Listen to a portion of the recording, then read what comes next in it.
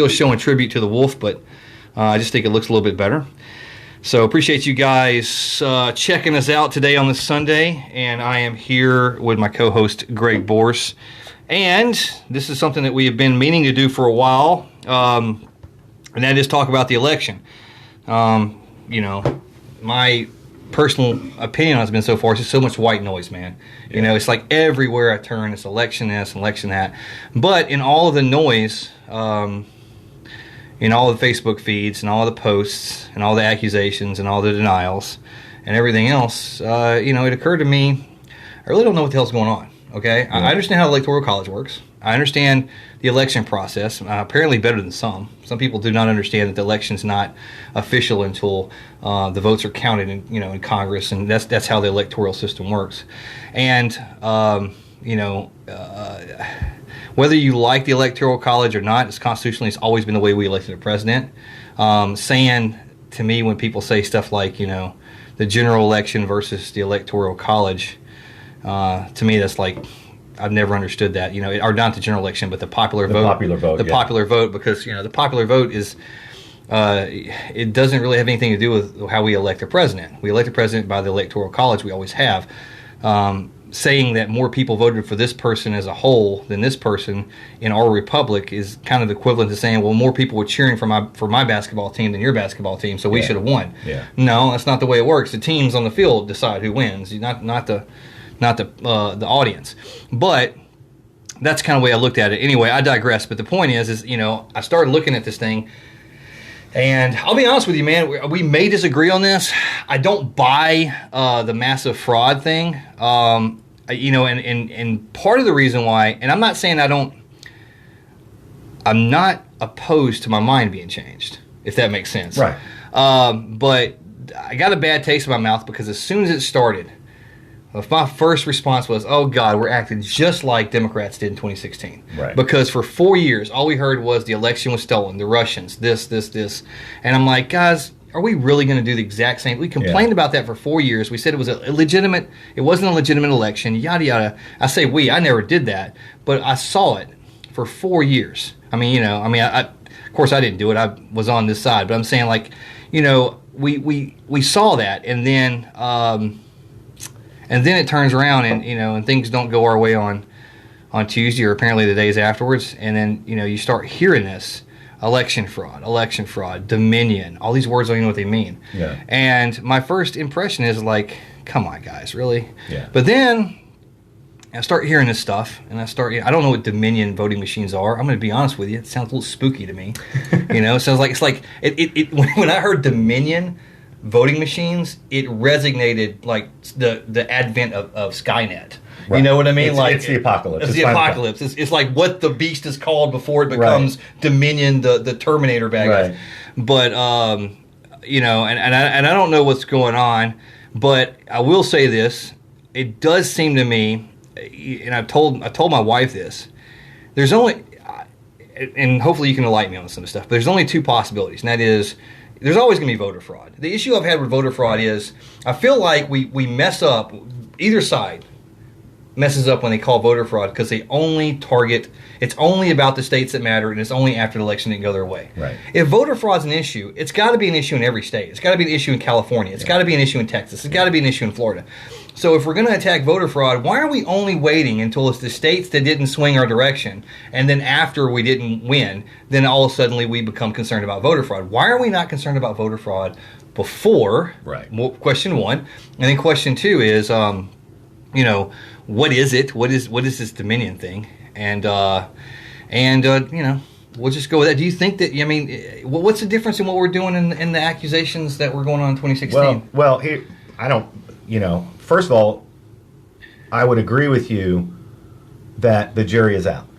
The jury is definitely still out. I mean, the adult responsible thing to say at this point is, I don't know, right? Yeah. But you're right. First of all, our electoral college system, so that people understand this, it does not discount the popular vote. The popular vote happens at the state level. Right. And it's a winner-take-all spoil system. So if 50 plus 1% plus one person in Arkansas vote for Trump, the entire state, our electoral votes go to Trump.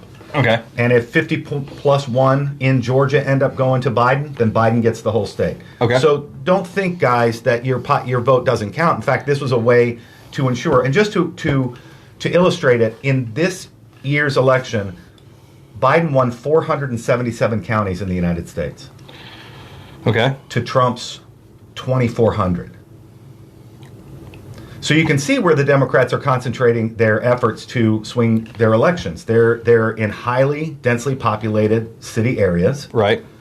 and they generally go Democrat. Okay. All right, so that's number one. Number two, about the fraud. Both sides know that fraud happens everywhere and happens every time. Okay. And then that's my point, right? But here's the difference. In the past, we've been willing only to look at the fraud in those states where it might have swung the elections.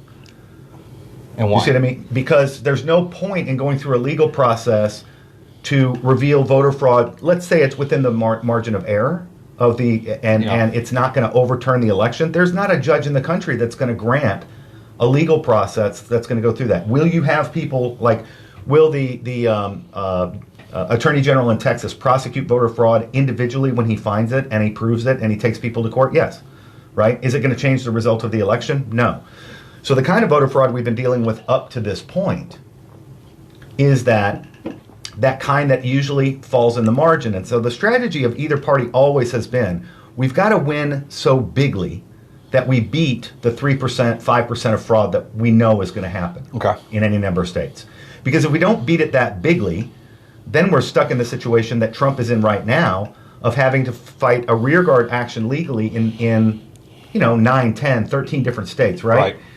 And what people need to understand is that there's a clause in the U.S. Constitution that says only state legislatures can change the mode and operation of the way that federal elections happen in their state. Do you see what I mean? Okay. So Pennsylvania's laws are slightly different than Florida's laws, are slightly different than Arkansas's laws, are slightly different than Wisconsin's. Right. So in every case where the Trump team wants to prove fraud enough to overturn the election, they've got to look at the states where they think they can prove it beyond the margin. Okay. That's why they're targeting. Okay. And everybody noticed this. You guys, if y'all were watching the election returns and then the days following, there were no calls to contest things in California because Trump was never going to win California.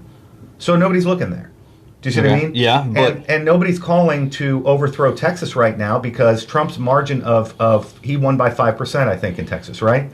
So there's no hope that the Biden team would even bother to go in. Why is it happening in Wisconsin, Michigan, Pennsylvania, Arizona, Nevada, and Georgia? Because in those places, the Trump team has calculated that if they can get those overturned, do you see what I mean? Yeah. It's enough to actually swing the election. Sure. And I'm not saying he has to win all of those because any win, if he gets a win in Pennsylvania, then 20 electoral votes come off the board for Biden and they go over to, do you see what I mean? That's a 40 electoral vote swing if he takes Georgia ultimately.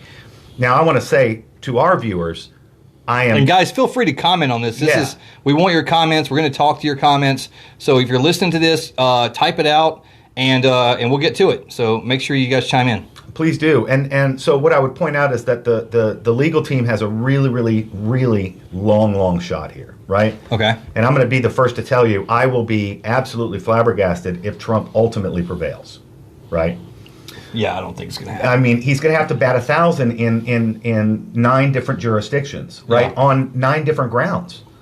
And so the other thing that you guys need to understand is you might have heard, for instance, that a lawsuit was dismissed in federal court by a judge that was brought by a famous attorney in Georgia named Lynn Wood. He represented the guy that was accused of planning the bomb at the Summer Olympics in Atlanta. Okay. Richard Jewell, right? Yep. This guy's very famous. He filed his own lawsuit because he said the way that the Secretary of State in Georgia changed election laws for absentee ballots before the election is unconstitutional. People are going to see that the judge dismissed his claim just the other day, and they're going to say, "Oh, I guess he lost." No, he didn't, because he's going to appeal it he's going to keep appealing it till it gets to the Supreme Court. Okay. Which is his right. Right. And then we can see what happens. Same thing's going to happen in Pennsylvania. You're going to hear that judges are dismissing Trump's claims. Well, it already says on the news today he lost a lawsuit in Pennsylvania. He lost. It got dismissed, well, and now he's going to appeal it to the next. Well, right. I'm stating the headline. Yeah. The headline was Trump loses lawsuit in Pennsylvania. Look, I'm part of a federal lawsuit right now that's before the 8th District Circuit Court in the federal system. Right. We lost our first 2 rounds. We appealed up. Do you see what I mean? Yeah. And we were suing at the state level and the federal level. When we lost the state level one, i.e. it was dismissed because we didn't have standing, according to that judge, we disagreed with his ruling, but we're letting the state claim sit while we're waiting for the federal to go through. Rhonda Perry is watching, and thanks for watching, Rhonda. She says, "Excuse me, Casey, did Rhonda just hear you say, yeah, I don't think it's going to happen?" Yeah, you did. I really, and here's the thing. I'm not speaking whether it should happen. I'm not speaking whether, this is not about hope or this isn't about anything like that. I don't think it's going to happen. And, whether it's massive fraud, if it was massive fraud, it was a big massive fraud. And if it wasn't, then we just got our butts kicked in, I think, an election trend shift to where, and I'm just going to say this, and I'm going to go back to Greg, because you're asking. If this is a legitimate election, my theory about what happened was simply this. In the past, the battle has always been, can we get the people to the polls? Can we get the people to the polls? And as a tactician, as a military person, it looks to me like maybe we missed, we have a saying, and that is about our jobs in small teams. People say, what's your job? And it's my job is always to find a hole and fill it, to find a missing job and to perform it, to find a weakness and to exploit it, to find an opportunity and to take advantage of it. And I think if this was a legitimate loss, then what simply happened was the Democrats realized that they had a tactical change or a strategy change, and that was, instead of trying to get everyone to the polls, we'll just get the polls to everyone. And the mail-in ballot, whether you like it or not, I don't like mail-in ballots. I don't think we should be doing absentee voting except for situations for like troops and things like that, to where essentially the country's saying you can't come to the polls because you have this obligation, then we'll bring the polls to you. But with COVID and everything else, it seems to me like they exploited an opportunity that maybe we missed, where we were telling people, packing big rallies and telling people to go to the polls.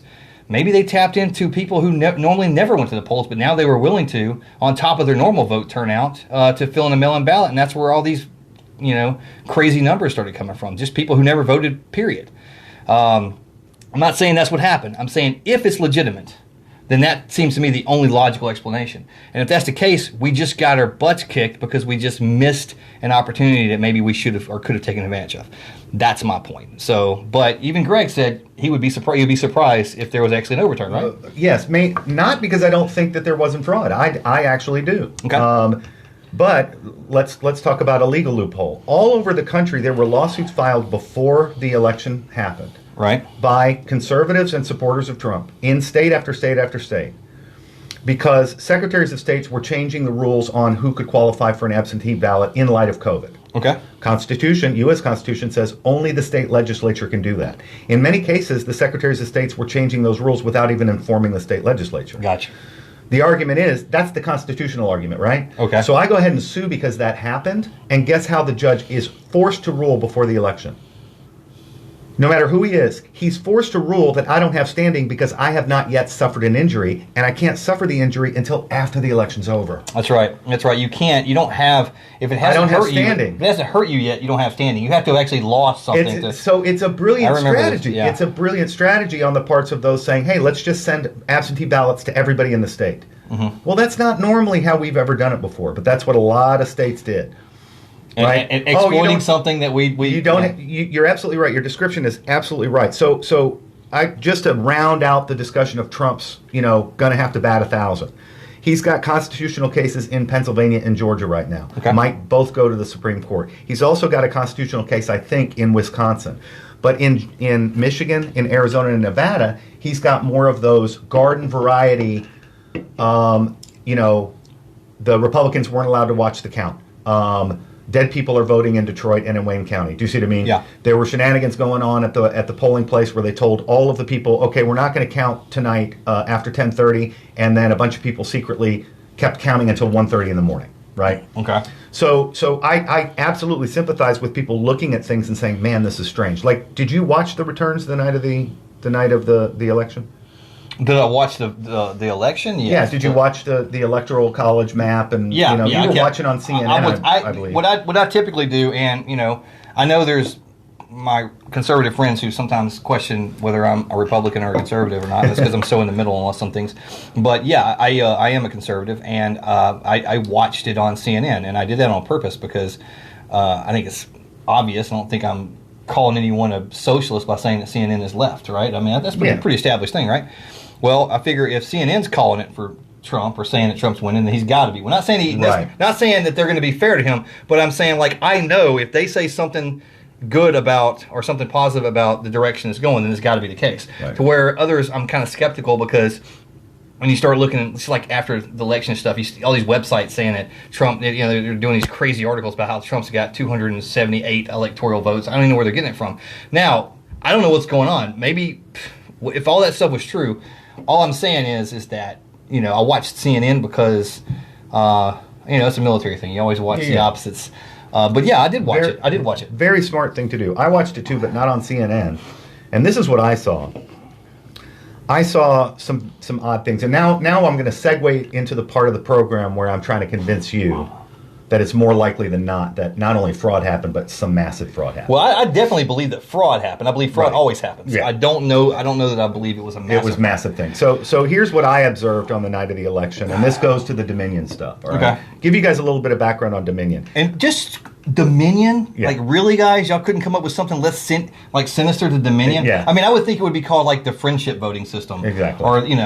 Or fast. That literally sounds like what was the new Terminator movie? They changed. Oh, I know what it was. They changed the storyline again, and now instead of Skynet, the AI in the new timeline, that storyline is called Legion. And whenever I heard Dominion, I just thought of that. Legion. I was like, it sounds like Legion. It's like some.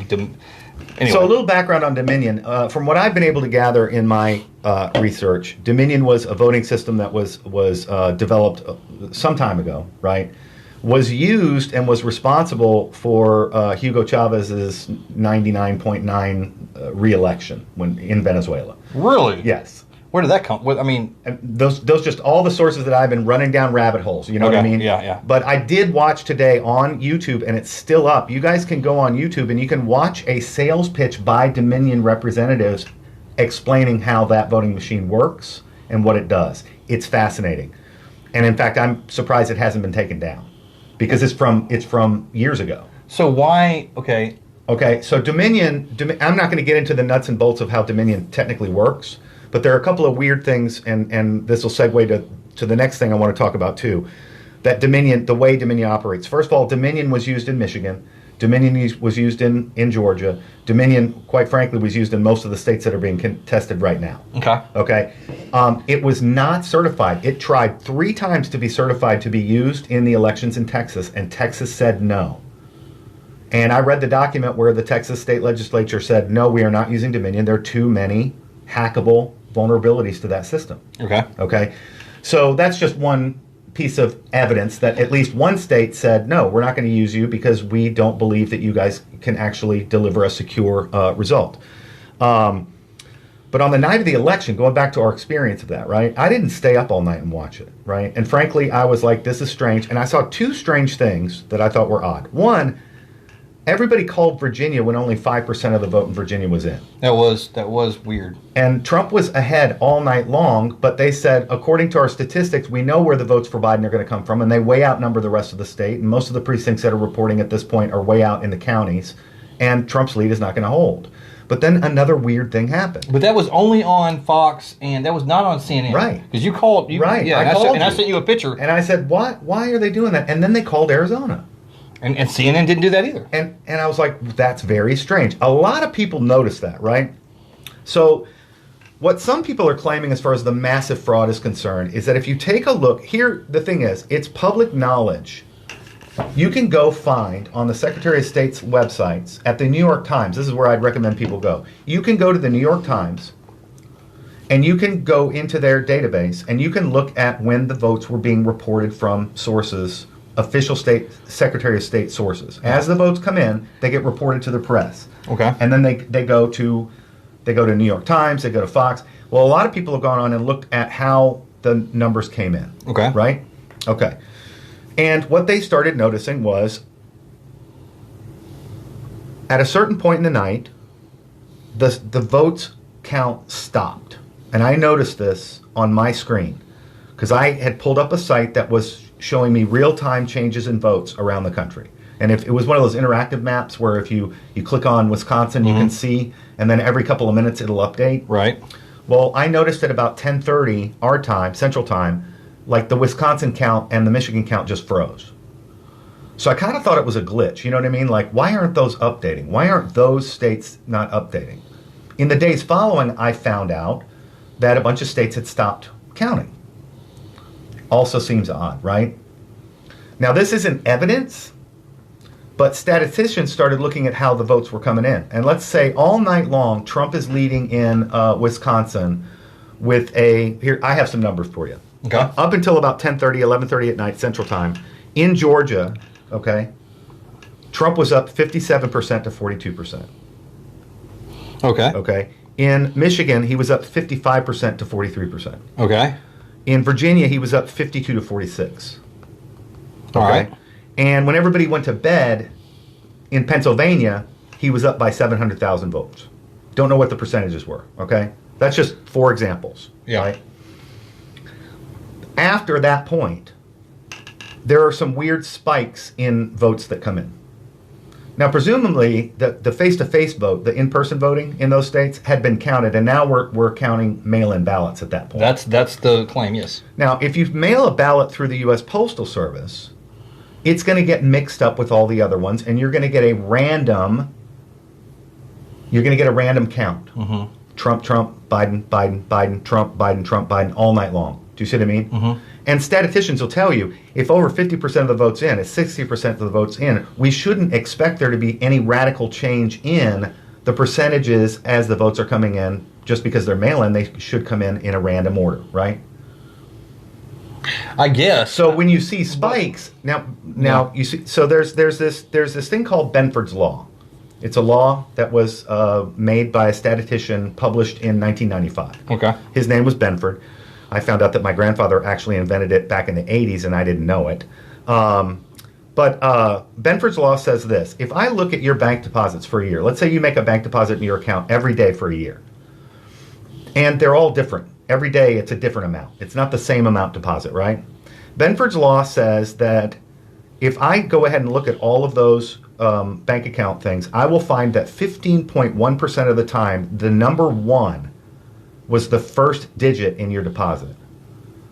And 9.3% of the time, the numeral 2 will be the second digit. Okay? Okay. That is, Benford's Law shows that statistically, 1 will be the most frequent first position, 2 will be the next one, 3 will be the next one, all the way down to 9, where the number 9 will occur in your deposits as the last digit about 5% of the time. Okay. The IRS uses Benford's Law to detect fraud. The banking system in the United States and all over the world uses Benford's Law to detect fraud, and so does the State Department. It's a way to statistically look at electronic transfers and deposits, and when you see something that doesn't give you the Benford's curve, right, it's usually an indication to the IRS that something fishy's going on. And so they take a harder look at it. Sometimes they find out that it is an anomaly, and a lot of times they find out that it's fraud. Okay. So you can see why statisticians were saying, wait a minute, these look like vote dumps. Well, Trump is up this much, and then all of a sudden at 3:02 in the morning, somebody notices that the Fox News number flipped by 26,000 votes between Trump and Biden. It didn't add 26 to Biden, it reduced by Trump 26, and it went up by 26. So somebody watching that would say, well, somebody made a mistake. They just mistyped in the number. Say that one more time. He lost votes? Yeah, at 3:02 in the morning on Fox, a guy was watching it, and he did a screenshot. Because he's like, wait a minute, the votes are this, and then they just switched. And the map for that state went from... You're not talking about percentages or anything. You're No, talking about actual numbers. raw numbers. So when people started looking at how these numbers were coming in, they started noticing these weird anomalies. They weren't, like Biden's count was not following Benford's Law, but Trump did all night long. Which brings me to my next topic, and you guys should go on YouTube and look for a video called Drop and Roll. Because that's the method by which you switch the election results. So let's say in Georgia, Trump is leading all night 57 to 43, right? Then you drop in enough votes to bring Biden into the lead. And then for the rest of the night, you make sure that Biden's lead is 50.5% to 49.5%. And it stays steady like that for the rest of the county. What people have noticed is in Georgia, Michigan, Virginia, Pennsylvania, in every case, there was a spike in Biden votes. And then after that, all of the returns that came in, all the batches that came in, were always exactly 50.5 to 49.5 or 51 to 49. Do you see what I'm saying? Yeah, what you're saying. And they're saying that's statistically impossible. Okay? So that's where you get this, oh, wait a minute, this happened everywhere. It happened in every state. It didn't just happen. So people's theories are this, that the garden variety fraud, which was going to happen through mail-in votes and absentee votes, paper votes, right? That people were going to use those 4, 5, 6 times, right? People have reported they got 4 different absentee votes and ballots, and they never even asked for them, and they wanted to vote face to face, right? Right. So they're saying, okay, this is the way we're going to take it. We're just going to use in Wayne County, in Milwaukee, in Atlanta, you know what I mean, in Philly, in Pittsburgh. We're going to use the paper ballots to catch up, right? But what happened is that the Democrats realized in those cities that Trump's lead was so big that they weren't going to be able to do it with paper ballots alone, and that's why you get these weird electronic reporting spikes. People are saying that's the manipulation of the electronic vote. So they had so there was an organization, and because it can't just be the Democratic Party. There had to be you're talking about an organization that would have had the means, the ability to monitor all the votes at real time, adjust, and then add electronic numbers. I mean, that's crazy. I know it's crazy. So in Philadelphia, it was reported that there were election workers with badges on from outside of that left their own precincts and went to precincts where they didn't have any credentials. Okay. They tried to present themselves in election centers as election officials. They were not allowed into the election. You know, good for them, right? You don't have those credentials are for that county over there. Okay. Right? So these guys would sit down and they would sit on a chair with a laptop and count the number of people that were walking in. They don't need to know who those people are voting for. They need to know how many people voted in that county so that they can send that information to somebody who's going to have to even out fraudulent paper ballots. Does that make sense? So if they're looking at the numbers and they're saying Trump is winning in Michigan by 57 to 42, and I counted 10,646 people walking into this particular precinct to vote today, then I got to make sure Biden takes this particular precinct by, do you see what I mean, an offset. I guess what really strikes me about this, and I mean it sounds. And guys, I'm sorry for interrupting, but all I want to say is these are what the theorists are saying. Yeah, this is how they could have done it. It could have been done this way. Is that evidence? I don't know. What I'm hearing too, though, what was the law again that you said? Benford's law. Okay, well, we have a thing called Murphy's Law. Yeah, and Murphy's Law states that. And Murphy's Law is 100% accurate. Any military guys will say it's 100% accurate. And that is when you go on operation and you have even half, like I can't even imagine like it being a tenth of the planning it would have took to pull this off. Nothing goes right. Yeah. Okay? And it sounds like, and Murphy always shows up. He always screws. So what was their, if this was their plan, it's hard for me to believe something this massive. Not that it couldn't be done or that it wouldn't be done. Right. It's hard for me to believe that it would have been done, that it could have happened because of Murphy's Law. Because, I mean, nothing ever goes right. Okay. Nothing ever goes. So what? That's fair. So here's my question. For this to happen, well, but then again, you gave me the contingency plan. You said the original plan would be to keep track of the votes and the mail-in votes. And then whenever things didn't go right, then you would inject the electronic. That would be that was the panic button. That was a panic in the button. Middle of the night, they realized they didn't have enough absentee ballots to so make Murphy up for it. It was a blowout win by Trump. It was a blowout. They didn't expect that. They did not expect that. They believed their own pollsters who said that Biden was going to win anyway. All right, so here's what everyone wants to know, because this is where the shit gets cool. Yeah. Let's just pretend that this happened. Who could have done it? Like, who is they? Mark Zuckerberg. Mark Zuckerberg? Yeah, he gave $450 million to a very small charity named CTCL before the election. I just read about this today. And this little charity, which is a progressive charitable organization that backs democratic causes, right? Right. Their operating budget the year before Zuckerberg gave them, he gave them $350 million. Their operating budget the year before was less than $1 million. So how the hell does Mark Zuckerberg even know about this company? And by the way, if you're a not-for-profit in the United States, all of this is public records. Anyway, okay. They were the coordinators of what I just described to you on the mail-in ballot thing, and on here's the plan, folks. And what they did is they sunk their $350 million into key counties that were heavily Democratic in Milwaukee, in Wayne County, Michigan, in the Philly area. Do you see what I mean? In Atlanta. That's where they spent all their money to get their volunteers on the ground ready to go. Okay. To pull this plan off, right? Then they gave a smattering of money to conservative-leaning counties just to make those counties closer, but also to make it look on paper like everything was on the up and up. Like, we're bipartisan. We gave money to this conservative county over here to help them with their get-out-the-vote effort. Do you see what I'm saying? I know. So, but let me go back to Murphy's Law, because I think this is a great point you made, okay? Okay. What evidence do you find out that Murphy's Law is actually in operation, that things are not going as planned? I'm not sure I understand. Like, when stuff doesn't go as planned. If there was evidence that the Democrats' plan was not going as planned, well, then you would hear people coming out of the woodwork right now swearing out affidavits saying, I was told to cheat.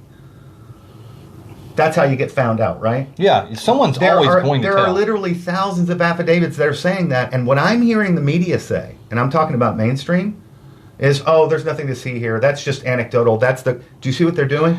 They're making it look like that's the garden variety that happens every time, and it's not gonna make a difference in the end anyway. I will say this. It was so ridiculous.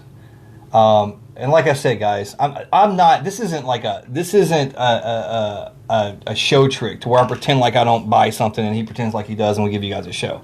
Like, I really doubt this shit happened. Okay, and that's just me. Like, I'm not opposed to like weird stuff happening. I'm not opposed to major operations like this, because I come from the military, and we know in the military that regime change of all forms happens, and that things are done. Operations are done to change elections, and I mean, I know this happens. I know it happens, and I'm not saying that the military is out there doing it, but I'm saying, ask any guy in Green Beret, ask any guy in Special Forces to where their mission is to go in and to effectively build friendly forces in a country. Okay, part of insurgencies aren't just all bombs and IEDs and stuff. Right. So, there's subversion. God, I forgot what I was going to say. Oh yeah. But what was crazy to me the other day is I was at the gym, and it was when Giuliani and his legal team came out. Mm-hmm. They gave their speech, and I guess I was at the gym. I can't remember. Maybe was it Sunday? Or Friday? I was at the gym every day. I think it was because it was on C-SPAN, and I was surprised. I was at the gym because I never watched C-SPAN. But it was on C-SPAN. I was a little surprised that it was on C-SPAN. I figured, okay, this will only be on Blaze TV. You know what I mean? They're not going to show us anywhere else. But it was on C-SPAN. I'm like, holy crap! Like, this is being taken seriously if C-SPAN's covering it, right?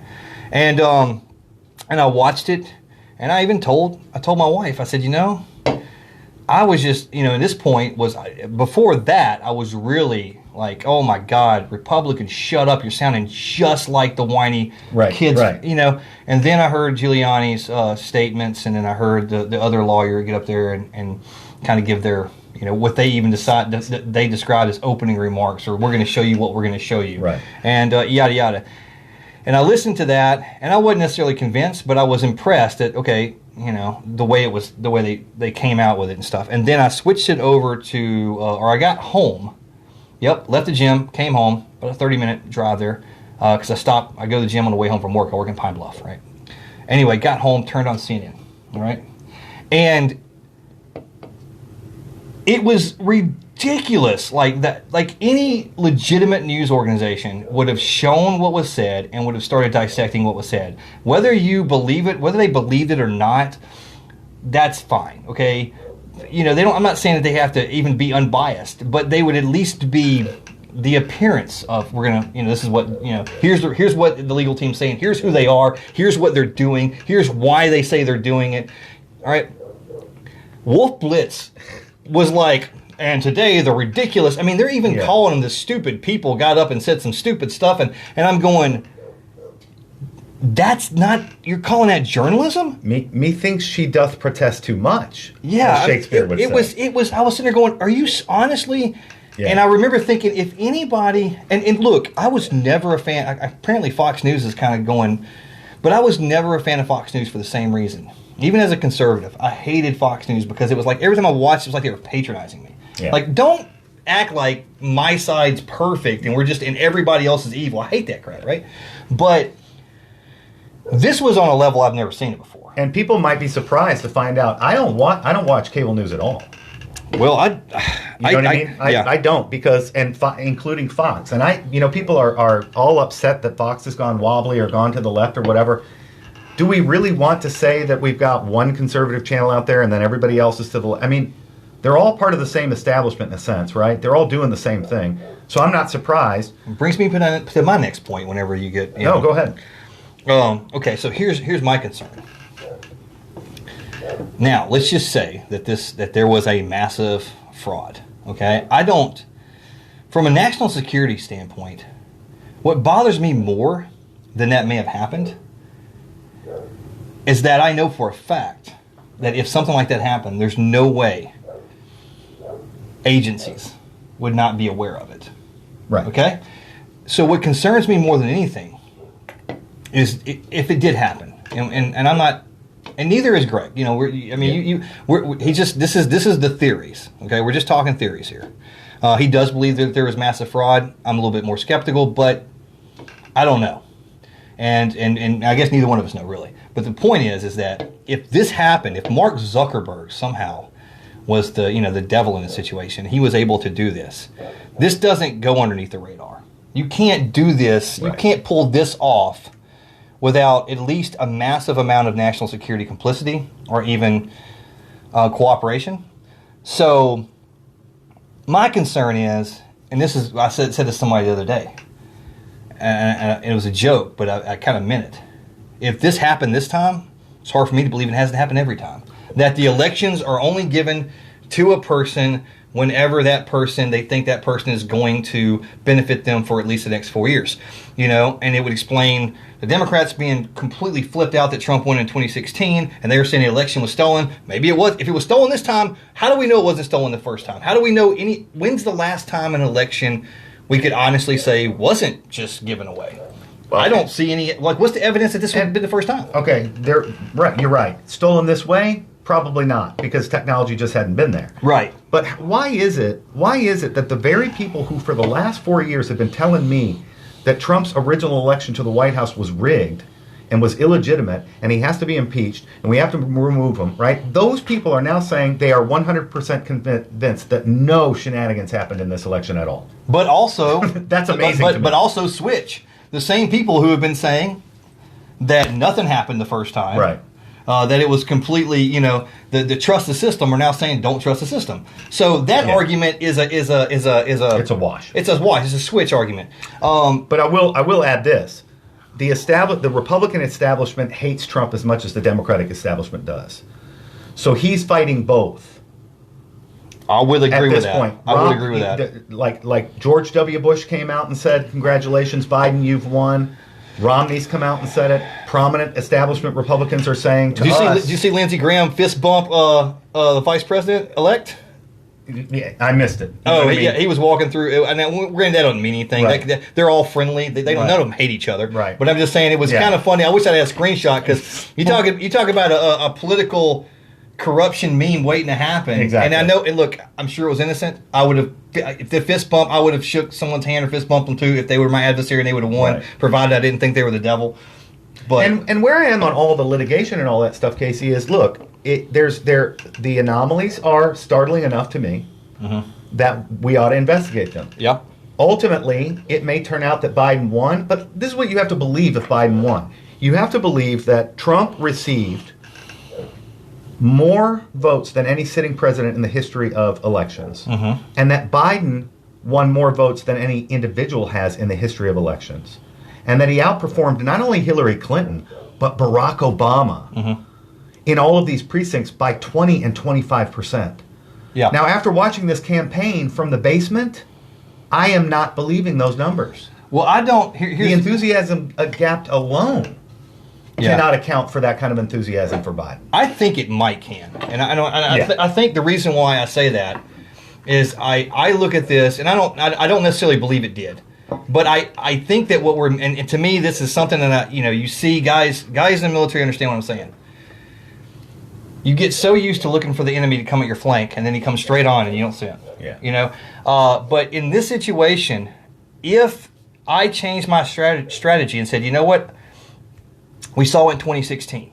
We saw it this whole 4 years. We can't beat Trump head on. We can't beat him with rallies. He's going to have a bigger turnout than ever. How do we beat someone who's going to have the highest turnout in history? Well, we've got to have the highest turnout in our history, and it's got to be greater than his. So we can't get that many people to the polls. We just can't do it. Now, there's option A, we cheat, okay? And then who knows, maybe that's what happened. Option 2, we don't cheat. We get the election to people who's never been in the polls before. We got to get everyone, instead of trying to get people to rallies, instead of trying to get people to the polls, instead of doing all this stuff that we normally do.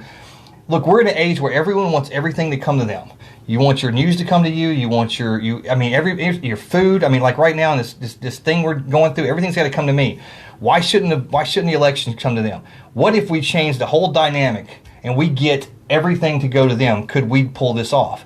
And what if they could? Because as I understand it, both of them had more voter turnout than everyone. As I understand it, Trump did, but so did like you just said, so did Biden. Yeah. So what if the fact of the matter was, or what if what happened was that everybody voted who didn't vote before, and where we lost was that we didn't pick up on the opportunity because we didn't believe in it. Because I still don't believe in it. I don't like the idea of absentee ballots. But if somebody else capitalized on something that we may have a moral objection to, or we may just have a preference against, or we may not trust, but they capitalize on it, then they win, and that's a military tactic. All right, well, but I'll make 2 points about that. Okay. The only way that they were able to get all those ballots to those people who otherwise would not have, under the law, qualified for those ballots was to change the law. Okay. They didn't do that in the state legislatures. They did that at the Secretary of States in every case. So ultimately, no state house changed election laws before this election about absentee voting. And in every state, absentee voting requires that you have an ID, that your signature match what's on the rolls. All of that stuff was thrown out the window. In Pennsylvania, for instance, the Secretary of State, I believe, changed the law to say you don't need to give a reason. Because of COVID, you can just write on there that I am permanently quarantined. You don't have to have a disability. You don't have to... Do you see what I'm saying? Yep. Under normal circumstances, active military service is a reason for an absentee ballot. Yeah. It's legitimately accepted everywhere. But every other case, if you need an absentee ballot, you're supposed to present an argument to your county clerk about why you can't show up in person. Okay, so I didn't know that. Is that what happened? Yes, and in all of these places, what they did is they just said, in light of COVID, we're relaxing all of that because we understand that people are afraid of getting sick. Okay. So COVID teed us up really great for this. So which is also a very interesting argument to statistical conspiracy theories. Exactly. Because I mean, it's almost like, hey, I'm going to put the ball up, you guys. Yeah. So it does. Look, guys, if this was massive fraud, then it is because of a conspiracy. That's how you do massive frauds, right? You have to be. You conspire. Therefore, to call these conspiracy theories is not a denigration of them. And Giuliani is being ridiculed for being a clown, right? And people need to remember, and they can go to Netflix and watch the documentary about it. Giuliani took on the mafia in New York in the 1980s and 1990s and won. Yep. This guy knows what he's talking about. He knows fraud when he sees it. Do you see what I'm saying? Yeah. So I wanted to go back to your question of like the media bias too, because it's just annoying, right? It's worse than annoying. And one of the things I do in my classes when I teach is I always teach my philosophers that I teach on my syllabus from the inside out. Does that make sense? Yeah. So if I'm teaching Plato, I'm trying to convince you of why Plato believes that he's right. Okay. I'm not arguing against him when I'm presenting him to you in my class. I'm telling you why Socrates and Plato thought the way that they did. Then when we shift to Aristotle, who did not agree, I'm teaching Aristotle from the inside out. Do you see what I mean? Right. So I routinely teach people that I don't agree with, and my students get frustrated sometimes because they're like, but wait a minute, everyone that you keep teaching me, every one of them sounds right. I was like, that's because I want you to be the one to decide if you believe that this philosophy is the correct one or not. So exactly what you described Wolf Blitzer doing on CNN is exactly what I won't do in class. I just won't do it because I want my students to be able to see the evidence fairly, right? Yeah. And then make up their own minds. That's on them. And so that's why I stopped watching and I stopped reading mainstream newspapers a long time ago, because I used to get the New York Times feed in my mailbox every day. Yeah. And then one day I noticed back in the early 2000s that they had changed the label of it from news to news analysis. Okay. And I said, no, thank you, New York Times. I don't need you analyzing the news for me. I can do that myself. Right.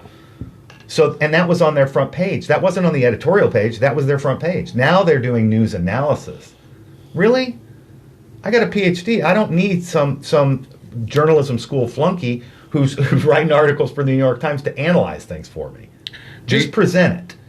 So, do you think that if this happened, that that we've already moved past the point as a country? Do you think that because this is what I would think. And maybe this is why I'm resistant to the idea that it was massive fraud, because I don't see any. Kind of goes back to that matrix. Do we live in a matrix? If there's ever a matrix, then we're in one now. Yeah. To me, if this happened at a massive scale to win a presidential election this way, and I realize it's a technology, like you said, this has been the first time this happened, but you can't convince me that this was the first time the type of people that could have pulled this off would have pulled this off, in a different way. So my concern is it drives me to the conclusion that if this happened this time, it's happened previously and maybe every time since a certain point in our history. And it makes me wonder, if I believe this, do I even believe that we still live in a republic, in a democratic republic that we think we do, or is this the Truman Show? Well, are we just being fed? I would say be of good cheer, fellow traveler, because we are magnificent bastards. No. Okay? To borrow a term that I read today. I don't need cheering up. I like it doesn't. Here's the deal. As someone who's from a warrior culture who's militant, I'll be honest with you. I'm going to be okay. Yeah. All right, but I don't want to believe that the republic that we served, the republic, like a Star Wars episode, is gone.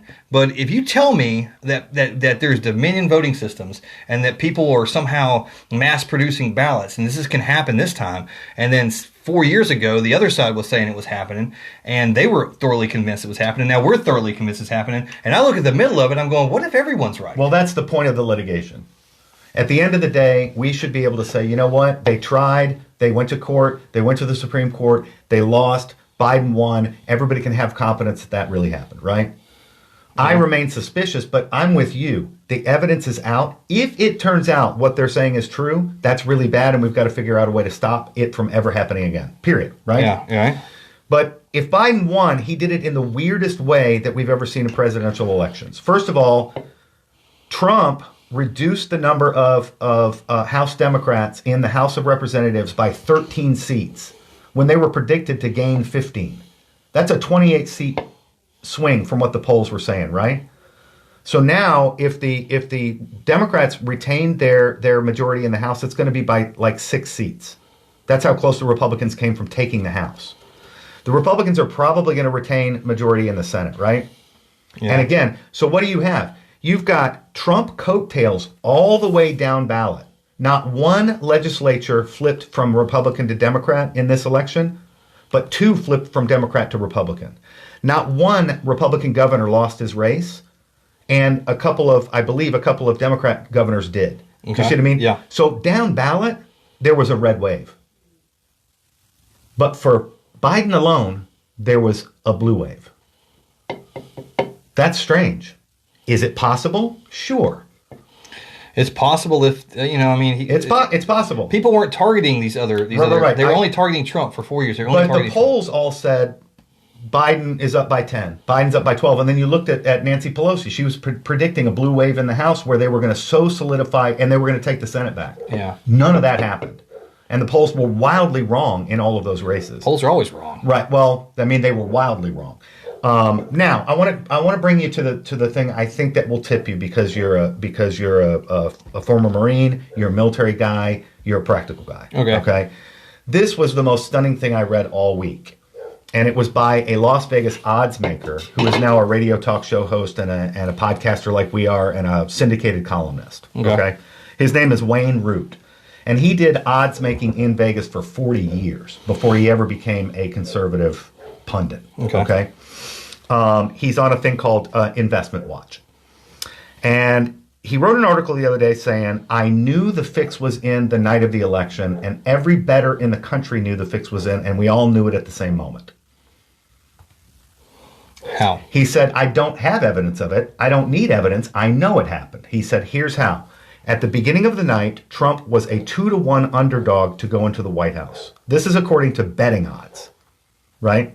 Okay. Then when the election returns started coming in and states were, the voting was over and now the counts were starting, Trump's odds on the tote board went from 2-1 against to 2-1 in favor. Then they moved to 3-1. Then they moved to 4-1, 5-1, 6-1. They got all the way to 8-1 favorable for Trump to win the election. And then the Fox News brainiacs decision desk called Arizona for Biden way early when they were refusing to call Ohio, Florida, Texas, which were clearly going to Trump. Okay. A friend of his called him and said something weird just happened. He said, I know what happened. Somebody knew that that the fix was in.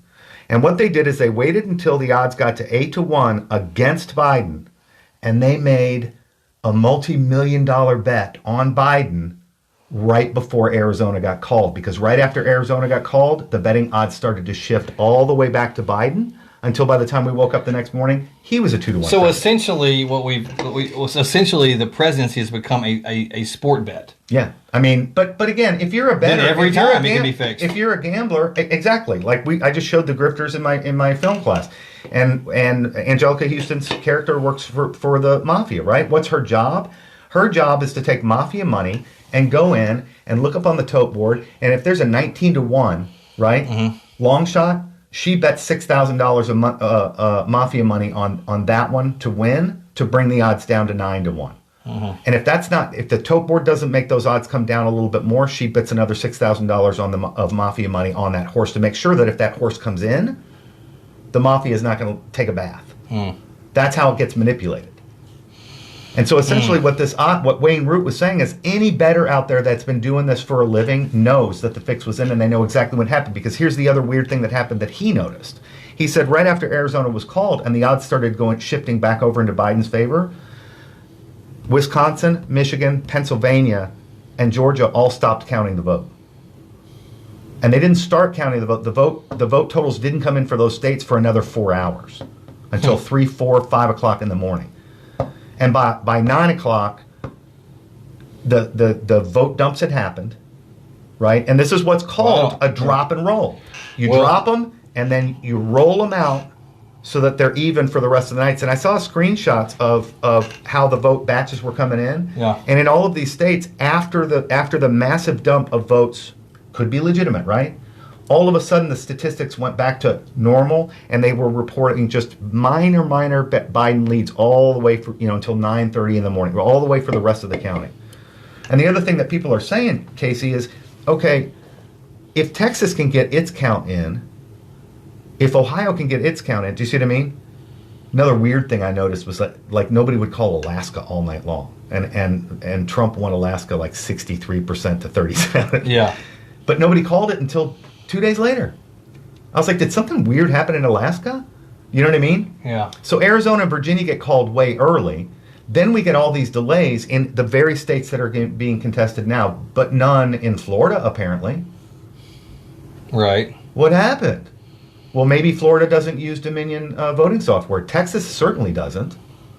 Do you see what I mean? Yeah. California didn't have any problem certifying, getting its vote counted and being done. Yeah. So in every place where Biden wasn't going to lose, we didn't have any irregularities. In every place where Trump wasn't going to lose, no irregularities. The only irregularities we have in this election are in states that were going to be close, that were close in 2016.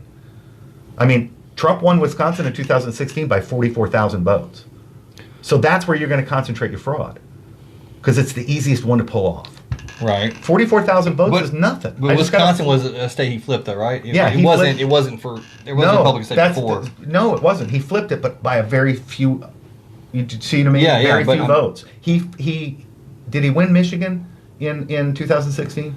He won Michigan and Wisconsin. Yeah, but he flipped them both. He flipped Michigan. So that's they where were you would never ever expect Republican. it. Yeah, right. You would expect those states to be the place where you concentrate all of your efforts. Yeah, or you would expect those states to be the ones that go back to blue when they didn't like the publicity that they got last 4 years for being the ones. And then you start looking at the numbers. You're like, oh wow! In 2016, when he flipped the state 44,000 to by 44,000 votes statewide, most of which came out in the counties and just beat the big vote in Milwaukee. Mm-hmm. Milwaukee this time is reporting that they had a 93% voting participation rate. In the history of elections, Milwaukee's never had anything higher than 86. And that was in 1978. But is that due to the fact that they had mail-in ballots being sent to them? Of course. Do you see what I'm saying? Of course. Yeah. Of course that's the reason. But when you've got precincts reporting 100% voter participation, that's got to make you go, what? Even with mail-in ballots, really? You guys got 100%? Nobody gets 100%. Maybe Dixon's Forge, wherever that place is that has the first vote. Yeah. Dixon Notch in like Maine or wherever that is, that's always celebrated as like 8 people vote because that's all that live there, or 18. I guess I've got a problem with saying things don't happen just because they never did. No. Again, I am talking about statistical anomalies and historical trends. Yeah. Generally, the way polls work is they take a look at what people did last time. You see what I mean? See how they're lining up this time, and then they try to make predictions based upon how the landscape has changed. Yeah. All the polls said the landscape has not changed. Trump is so hated that Biden really doesn't need to do the campaign other than he's doing it. Yeah. Because so many people hate Trump that they are desperate to get him. So that explanation is plausible to me, but it's no more plausible than the other scenarios where this concentrated fraud had to happen in these places, and they're still not done. Georgia's still not done. Mm-hmm. Arizona's still not done. Yeah. You see what I mean? Yeah. Pennsylvania's still not done. Michigan and Wisconsin both still are not done, and that is insane to me. In 2000, George Bush led in every count of the vote in Florida. He never didn't lead. Mm-hmm. All the way through to the Supreme Court case where Gore finally lost all of his litigation. Right. Bush never was not ahead in Florida. It was razor thin. Do you see what I mean? But that was just one state. So the strategy's got to, if they were trying to cheat, and I don't think Gore was trying to cheat in Florida. I think that he had a pretty good legal strategy. He said, I think that if we recount these 3 counties in Florida, I'm going to end up on top, and it's going to beat the absentee ballot, the military ballots that are still uncounted. Well, what the Supreme Court had to rule on is whether the Florida state constitution is constitutional, because the Florida state constitution says we can't do recounts in targeted counties. We got to do the whole state. And that's what Bush was arguing. So at the point at which the Supreme Court sided with Bush, saying if there's going to be a recount, it has to be the whole state, Gore gave up and conceded. Okay. Because he knew he couldn't win. He didn't want to recount the whole state. He didn't want to, because he knew that the ones that were missing were mostly from the Panhandle, and the Panhandle's conservative, and they were all going to be for, and the military ones were overwhelmingly going to be for Bush. Got you. In that scenario. Got you. So do you see, then you mix the legal with the practical. Do you see what I mean? Yeah. And that's what we're looking at in all these contested 2 things, the legal with the practical. If they decide that Nevada is not going to yield enough of the garden variety fraud that they can prove in court, they're going to drop that one. So let me ask you this. If this was the other way around, I'm just curious. Yeah. People are going to ask, if this was Democrats saying the same stuff, would you be backing their investigations? Absolutely. 100%. Really? Absolutely, because I believe you. I don't believe the majority of no, and Republicans I've told my would be. Democratic friends, you all should want this to be. You should want there to, if there is fraud, you should want it to be proven that there was no fraud. But did we back their investigations to Trump 4 years ago and into the election fraud? Because they were saying the election was stolen. That they were using words like it had been compromised by the Russians. We didn't back those investigations. I'm not saying we didn't back them, but when the Mueller investigation was going on, you didn't hear people in the media from the conservative side saying it's unconstitutional for Mueller to be doing his job. We let him do his job, and what did he conclude? There was no collusion. I was truly surprised by that, but it actually impressed me with that guy. Yeah. Because maybe he did want to find that there was collusion, but ultimately he could not testify that he found any evidence of it. And Carter Page has never been charged with colluding with the Russians. The only person that was convicted of anything was Michael Flynn, and that was for lying to FBI investigators. Right. Right? Yeah. And then he got pressured so much they were threatening to put his son in jail for whatever. He finally just gave up. Yeah. But now he's taken that back, and it looks like he's going to win that. Hmm. Do you see what I mean? Yeah. He's moved to withdraw his guilty plea and said they were targeting me from the very beginning. I tend to agree with them, but my point is, none of that. We let the Democrats impeach Donald Trump, and they did so. Yeah, but we couldn't stop it. I'm saying we say we let it, but I mean it wasn't like. But what I'm saying, it wasn't everyone was going, hey, this process should be done. We called it a sham. We called it it was unnecessary because it wasn't true, right? But that's the extent of it. So look, if Democrat partisans want to be able to say in the news and in the media that they keep saying there was fraud, but they're not offering us any evidence, and then every time evidence surfaces, they say, well, that's not enough. We don't mean that. Yeah. I'm like, look, the lawyers have no obligation to litigate their case in the public eye. Well, they're not going to. That's for a court of law. Right. So you just white noise. That's where we started, right? You just tune out all that white noise and say, you got to let the lawyers do what the lawyers are going to do and watch how it plays out at the court level. And my prediction is that there are enough judges in the states where this is being contested that are going to dismiss these cases because they are not interested in picking the president. Neither is the Supreme Court. Yeah. It's hoping that this can be settled on the ground so that there's no reason for these guys to appeal these cases to the Supreme Court. That would make John Roberts happier than anybody on the planet. Mm-hmm. But let me show you how conservative I am. Conservatives hate John Roberts because he keeps ruling things in a certain way. Who's John Roberts? He's the head of the Supreme Court. He's the main guy. I don't hate him because he's very consistent. He always says the same thing. If there is a way for this to be settled at the legislative level or at the voting booth, then it is not the court's duty or obligation to step in. But if there's no other way to adjudicate it, then the Supreme Court should be involved. Right. Do you see what I'm saying? Yeah. So that's what he did in the Pennsylvania case, where they sued because the Secretary of State had changed the rules about how elections were going to be conducted in that state. John Roberts sided with the liberals. It was a split 4-4 because Ginsburg had passed away. And when it's split, it goes back to the court where the adjudication had happened. That didn't mean it was denied, and it was in actually Justice Alito's control. That's his district. So what Justice Alito said, right now that ruling in Pennsylvania stands, that's not unconstitutional, but I am directing you to keep all ballots that come in after November 3rd, 8 o'clock on November 3rd, separate from all the other ones in the entire state, so that if this does come back to the Supreme Court, we can tell the difference between them. Wow. Okay. So, that could happen. It could happen, man. I mean, yeah. And if it does go back to the Supreme Court, I don't think John Roberts is going to kick the can over to the liberals. I think he's going to have to say, no, only the state legislature in Pennsylvania can change election law, not the Secretary of State, and that's what you guys did. So we're going to have to throw out all those ballots that came in after November 3rd. Because what they did is they changed it so that you could keep counting ballots until the following week. So we're over time. Sorry, I didn't mean to. No, it's okay. But let me ask you this, and this is the last thing I want to ask your opinion on. If ballots are, for whatever reason, okay, and I get that something that it shouldn't take that long to count ballots if they got there when they were supposed to get there. Right. But would you agree that all ballots that are postmarked, they were sent before they were supposed to be sent, despite when they were received or counted, should be counted? Or do you think that there should be a line that my vote is discarded regardless of me doing the right thing and sending in when I was supposed to and yada yada. I mean, where do you stand on that? I say they should be counted. Mm-hmm. If they are postmarked before the 3rd or on the 3rd, they should be counted. Is that not?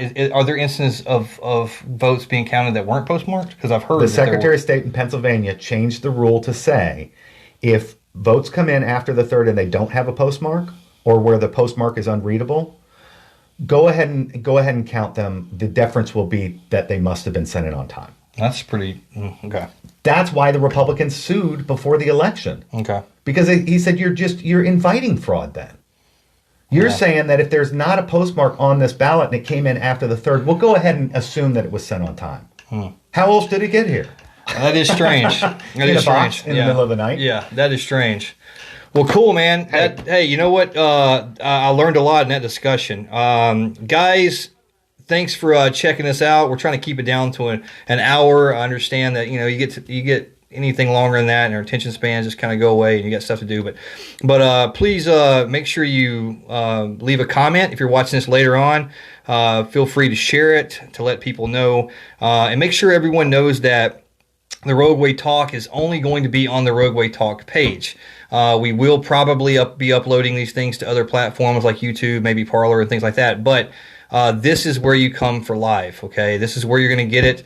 So please make sure that everybody checks it out here. You can watch it later on. You can watch it live whenever we do it. But this is the primary source for now. And we build our audience up, and then we'll consider going back to an audio platform or whatever. But I appreciate you guys checking it out. We'll be back same time.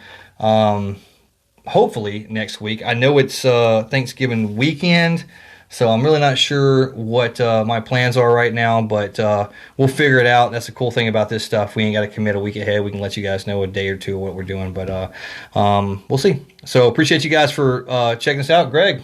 Cheers. Awesome. And we'll see you guys next time on the Rogueway Talk. Stay rogue.